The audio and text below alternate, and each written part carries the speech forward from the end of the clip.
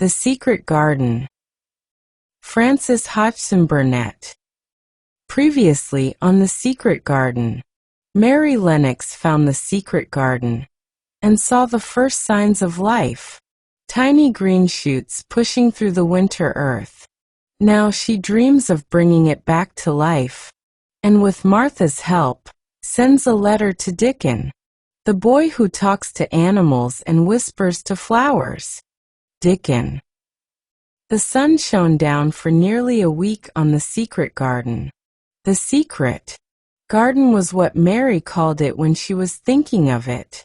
She liked the name, and she liked still more the feeling that when it's beautiful, old walls shut her and no one knew where she was.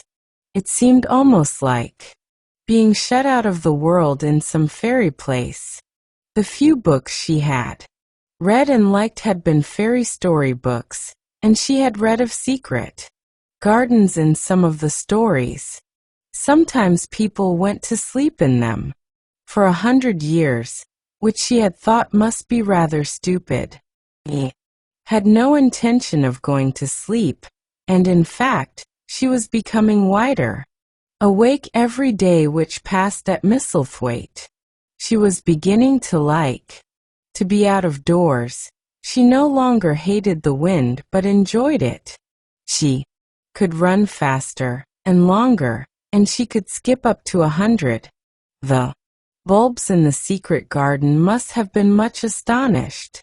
Such nice, clear places were made round them that they had all the breathing space they wanted, and really if Mistress Mary had known it, they began to cheer up under the dark earth and work tremendously.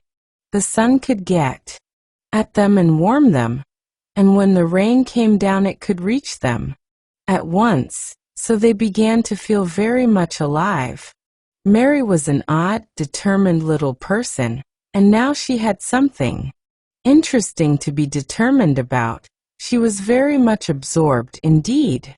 She worked and dug and pulled up weeds steadily, only becoming more pleased with her work every hour instead of tiring of it.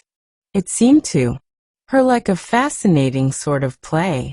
She found many more of the sprouting pale green points than she had ever hoped to find.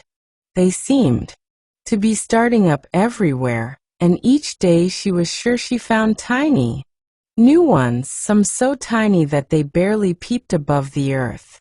There were so many that she remembered what Martha had said about the snowdrops by the thousands, and about bulbs spreading and making new ones. These had been left to themselves for 10 years, and perhaps they had spread like the snowdrops into thousands. She wondered how long it would be before they showed that they were flowers. Sometimes she stopped digging to look at the garden and tried to imagine what it would be like when it was covered with thousands of lovely things in bloom.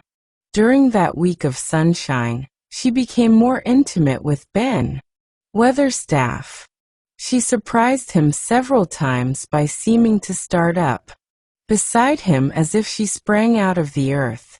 The truth was that she was afraid that he would pick up his tools and go away if he saw her coming, so she always walked toward him as silently as possible. But in fact, he did not object to her as strongly as he had at first. Perhaps he was secretly rather flattered by her evident desire for his elderly company. Then also she was more civil than she had been. He did not know that. When she first saw him she spoke to him as she would have spoken to a native, and had not known that a cross, sturdy old Yorkshire man was not accustomed to salaam to his masters, and be merely commanded by them to do things. "Thou art like Tate Robin," he said to her one morning when he lifted his head and saw her standing by him. "I never knows when I shall see thee, or which side they'll come from." "He's friends with me now," said Mary. "That's like him," snapped Ben Weatherstaff. "Makin' up to teach women.